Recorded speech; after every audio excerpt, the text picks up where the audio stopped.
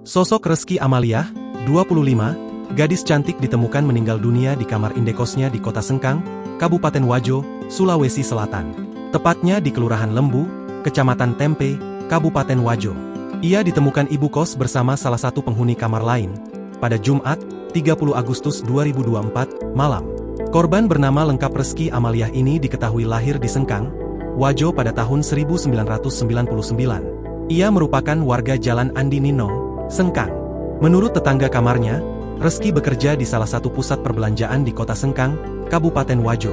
Di pasar sentral kerja sama kakaknya, tapi dia ngekos di sini, ada rumahnya di Jalan Andi Ninong, ungkap tetangganya saat dikonfirmasi tribuntimur.com. Pemilik indekos, Musanah, 70, mengungkap kronologi penemuan mayat perempuan di Jalan Lembu, Kecamatan Tempe, Kabupaten Wajo, Sulawesi Selatan itu. Memang waktu pulang ke kos, korban terlihat berjalan sempoyongan. Sempat saya tegur tapi katanya tidak apa-apa, ujar Musanah kepada tribuntimur.com, Sabtu, 31 Agustus 2024. Musanah kemudian mengunjungi korban di kamarnya.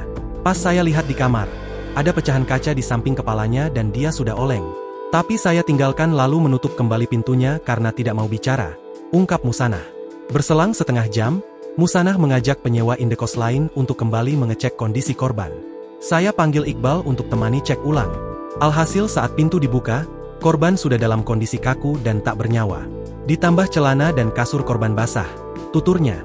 Setelah itu, Musanah dan Iqbal kemudian meminta pertolongan tetangga dan segera melapor ke pihak berwajib.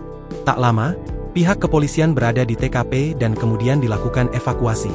Sementara itu Kapolsek Tempe, AKP Chandra Said mengatakan penyebab meninggalnya korban diduga karena kekurangan oksigen. Kalau hasil pemeriksaan dokter, katanya kekurangan oksigen. Lanjutnya, hasil visum dokter tidak ditemukan tanda-tanda kekerasan di tubuh korban.